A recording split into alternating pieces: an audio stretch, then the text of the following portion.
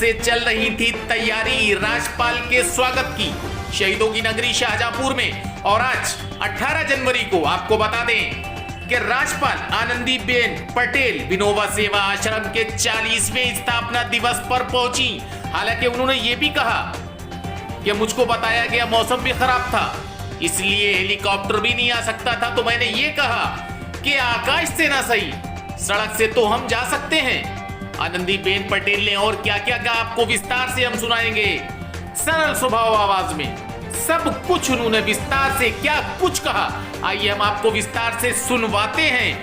शाहजहांपुर शहीदों की नगरी राज्यपाल आनंदीबेन पटेल का विनोबा सेवा आश्रम में 40वें स्थापना दिवस पर आई और क्या कुछ कहा, आइए हम आपको सुनवाते हैं। श्री रमेश भैया जी, ग्रामश्री ट्रस्ट की अध्यक्षा अनार संजय भैया जी, अन्य महानुभाव, देवी और सज्जन, लेकिन आ नहीं पाए।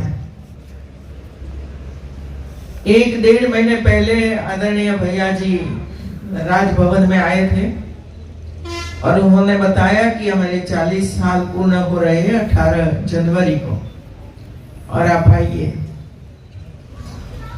तो मैंने कहा कि मैं जरूर आऊंगी।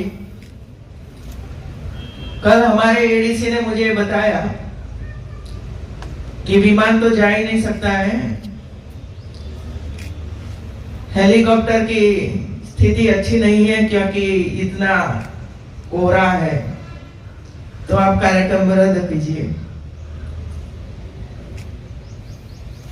तो मैंने कहा कि क्यों भाई, सड़क तो है ही नहीं है, आकाश के बदले सड़क से जाएंगे। हालांकि कन्या भ्रूण हत्या पर भी उन्होंने गहरी चिंता जताई और चिंता जताने के साथ साथ क्या कुछ कहा हम आपको वो भी सुनवाते हैं। आपकी स्कूल्स, कॉलेज, केजी, ये सब एक गुणवत्तापूर्ण शिक्षा प्राप्त कर रहे हैं बच्चे। दूसरा मित्र, जो अलग अलग प्रकार के काम इधर दिखाया गया, इसमें जो चिंता का विषय हमारे सबके लिए है ये है। वहां एक बहन ने मुझे बताया कि एक दिन की बच्ची जन्मी और 1 दिन की बच्ची को कोई झाड़ी झांखर में कोई फेंक दिया। वो बच्ची हमें मिली और उनकी 7-8 दिन तक हम लोगों ने हॉस्पिटल में उसकी सेवा की, बचाया, उसको स्वस्थ बनाया डॉक्टरों ने, और बाद में उसको कोई अनाथाश्रम होगा इसमें वो बच्ची को रखा गया। देखिए, ऐसी स्थिति समाज में आज भी है मित्रों। चाहे क्या स्थिति होगी कि जिसकी वजह से एक नन्ही छोटी बेटी को 9 महीने तक गर्भ में रखने के बाद जब जन्म होता है तब वो छोड़ देती है, कारण कोई भी हो।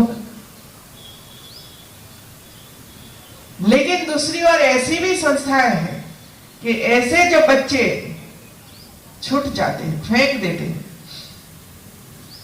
भगा देते हैं। कई तो ट्रेनों में जाते हैं, ट्रेन में ही वो सो रही है बेटी, उसको छोड़कर उतर जाते हैं और बेचारी ये बेटी ऐसे लोगों के हाथ में आ जाती है जो पूरी जिंदगी ऐसे लोगों के हाथ में से छूट ही नहीं सकती। क्या गुनाह है ऐसी बेटियों का, ये मुझे बताइए मित्रों। और इसी वजह से मैं तो माताओं को ये कहना चाहती हूं, कोई भी गुनाह हो, कोई ऐसा काम किया हो कि जो नहीं करना चाहिए, हो गया, और जब उसके कोख से कोई बेटी या बेटा जन्म लेता है तो समाज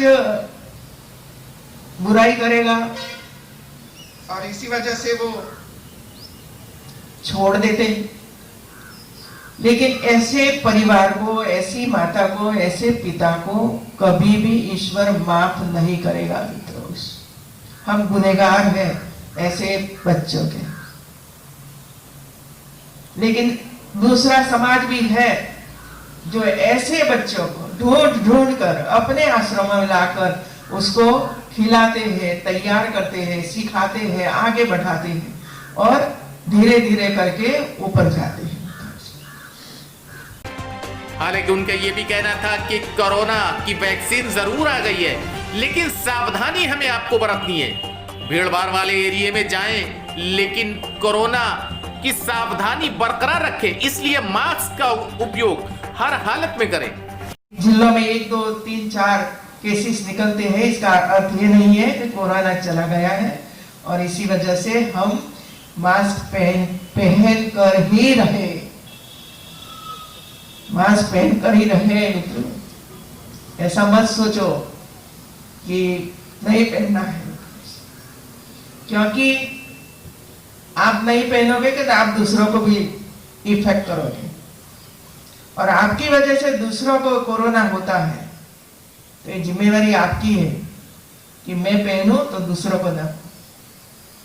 तो ये समझ भी हमारे में होनी चाहिए। मित्रों, आज हमारा स्वागत सम्मान किया आप सब ने और इसी वजह से सभी संचालकों को, सभी हमारे कर्म योगियों को, विनोबा के योद्धाओं को मैं बहुत बहुत बधाई देती हूँ।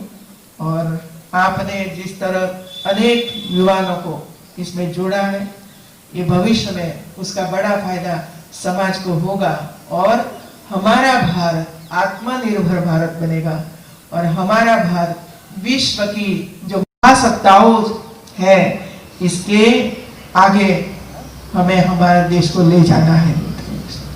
आप सबको बहुत बहुत बधाई, धन्यवाद। अगर आप हमारे चैनल पर नए हैं तो इस चैनल को सब्सक्राइब जरूर करें और बेल आइकन को दबाना ना भूलें ताकि आप कोई भी नई वीडियो का अपडेट मिस न कर पाए।